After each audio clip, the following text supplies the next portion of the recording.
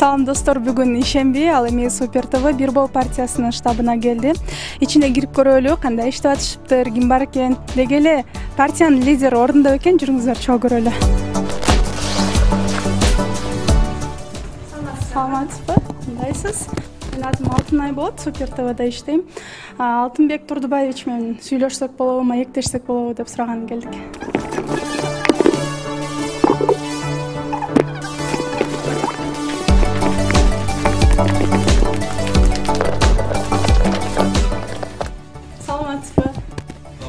Кандайсыз?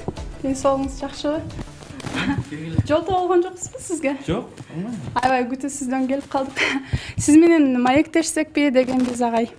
Мүмкүнчүлүгүңүз барбы, убактыңыз барбы? Аман калабызбы? Тинч эле, кенен кесири сон бир маектешели, немесе. Жакында эле тизмени жарыяладыңыздар, анан сизди партиянын лидерин 10-катардан көргөнүбүз бир аз таң калыштуу болду.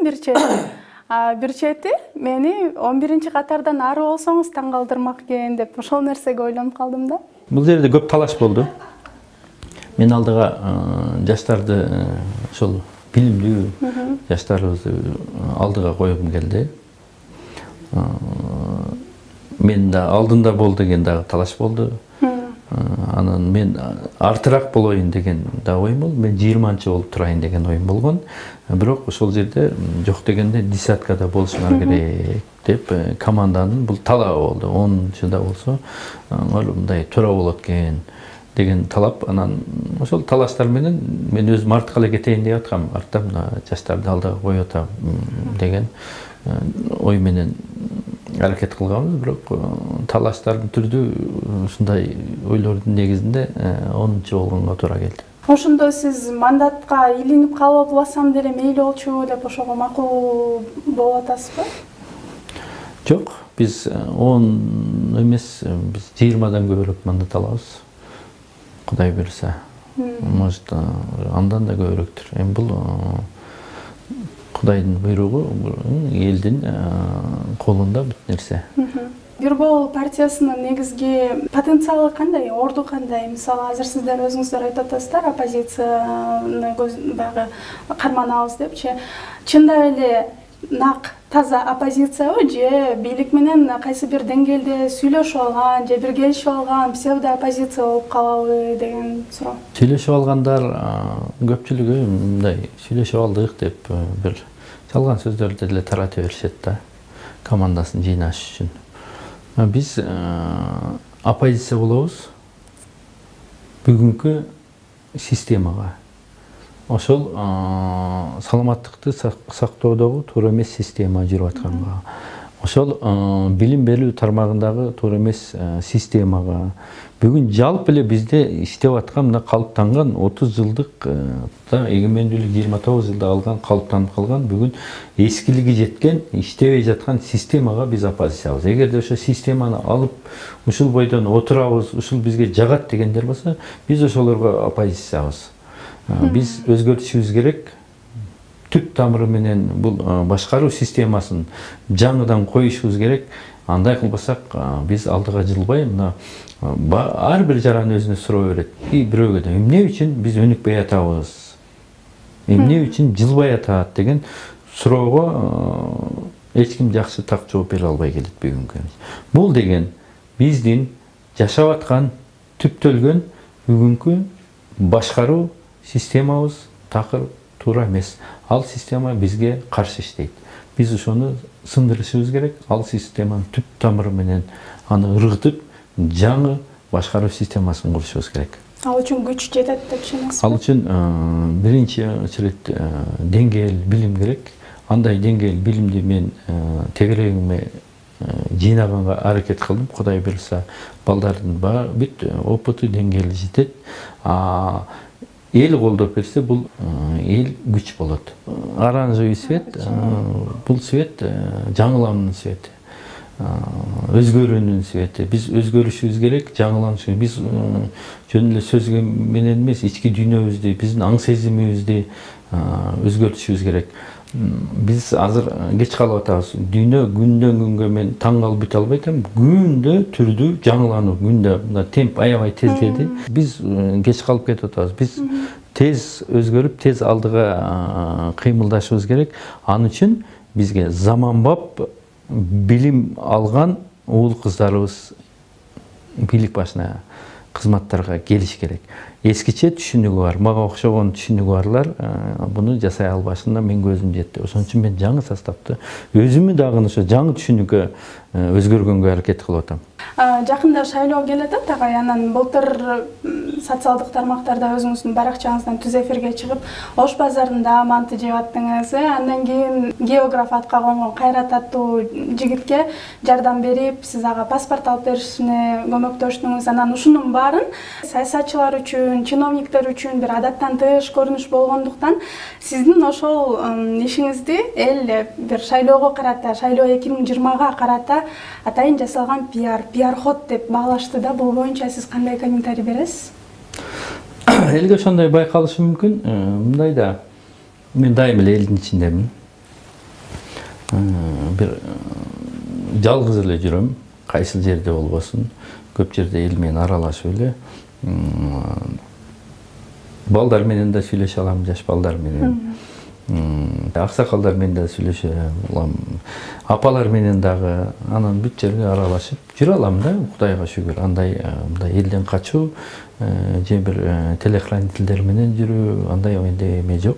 Дайым эле ошондо улак чабып жүрөм көп жерде, көп жерде футбол ойноп жүрөм, же башка бир ачылыштарда, же мындай жерлерде эл менен аралашып. Анан акыркы мезгилде бир соцсети күчөп атпайбы? Ошол темптин күчөгөнүнө, ошол агымга карап мен батыраак чыкканымын, ал көбүрөөк байкалды да.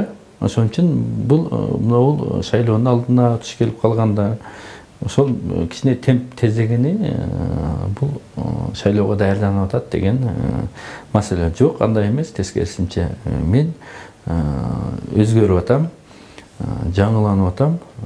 Бул соцсеттер, тармактар сөзсүз диктовать этип атат. Эмне керек экен? Дүйнөгө бүт бул өзүнүкүн диктовать этип, бул элге жакындыгың, элге аралашкандыгың. Бирок сөзсүз эми критикага сөзсүз мындай калат экенсиң, ага карабай аракет кылып, бирок итök ошол мен кетип аткан жолум туура деп эсептейм. Ош базарына барганда сагынып турам, бат-бат келип турганга аракет кылам деп айтканыңыз бар да. Андан бери бардыңызбы? Бардым. Андан Орто Сай базарына бардым. Ош базарына бардым. Эмне кыласыз барганда? Машина базарга, анан чындап мал базарга жете албай жүрөм. Өзүңүз алып сатып, Жок, пандемия башталып кетти да, ошондон анан токтоп калды.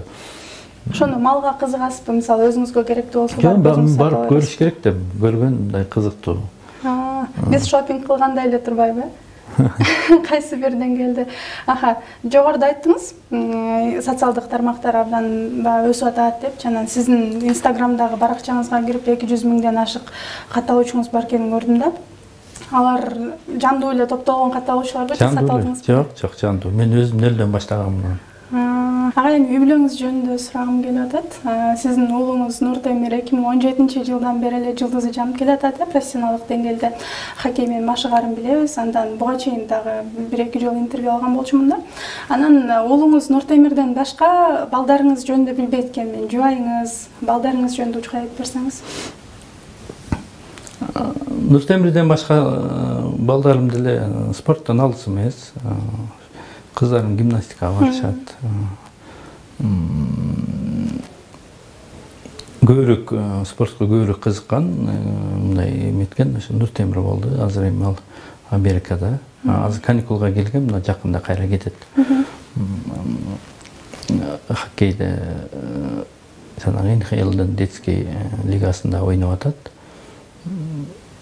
Балдардын баары эле мындай спортко кызыгы бербейт экен, түрдүү дем балдар. Кыздарым жана пианино кызыгышат. Комуз ойногула деп комузга жөнөтсөм кызыгуусу жакшы болбой атат. Анан пианиного өтүп кетишти. Ушундай. Келинчегим үйдө. Үй кожо экеси. Үй кожо экеси. Балдарын тарбиялап, балдар менен. Кызыңыз менен бир видео көрдүм эле, кыйнайбы ата бийлейли, видео тарталы деп кыйнайбы? Ошо кечке эле ошондой азыркы балдардын баары эле жана TikTok, башка программалар менен ошондой эмелерди жасашып, ушундай азыр балдардын баары эле ошондой го. Ошондой каникулда, каникул эмес, жанагы пандемияда ошондой бир болгондо.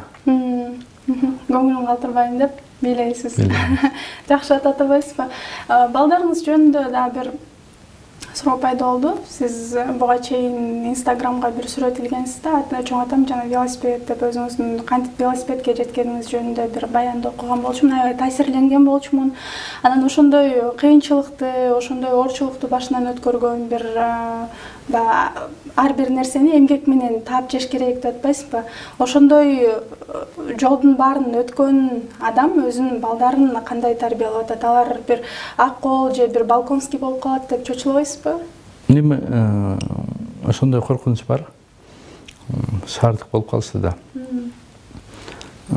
Айылга жөнөткөнгө дайым каникулда аракет кылчу элек, постоянно мындай дайыма. Эмеге каникулда айылга барып турушчу. Айылда анда апам бар эле да.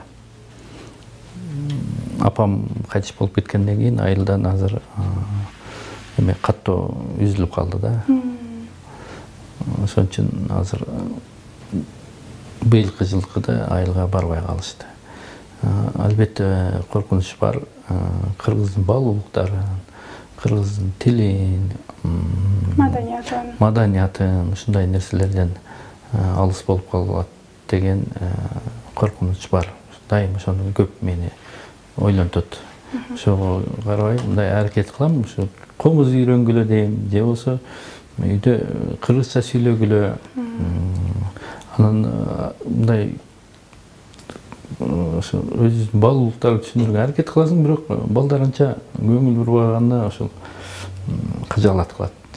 Эми соңку суроо, мына шайлоого баратасыздар. Карапайым элге жасай турган кандай ишиңиздер бар? Сиздин жеке өзүңүздүн идеяларыңыз, команданын жасай турган иштери жөнүндө учкай айтып берсеңиз. Кыска айтканда, жасай турган иштерибиз биз өзгөрүшүбүз керек. Бүт эрежелерди жеңил кылышыбыз керек, бюрократияны жоюшубуз керек. Ошол эле мезгилде эркин анан жасаган жумуштарында эрежелер бир тоскоолдуктар минимальный болуш керек. Андай сизге чоң рахмат, абдан кызыктуу, кеңири сонун сүйлөп бердиңиз. Силерге да чоң рахмат, ушундай мүмкүнчүлүк түзүп бергениңерге, кокустан келип мындай маек алганыңарга чоң рахмат. Достор, биз Бир Бал партиясынын лидери саясатчы Алтынбек Сулайманов менен маектештик. Жакшы туруңуздар.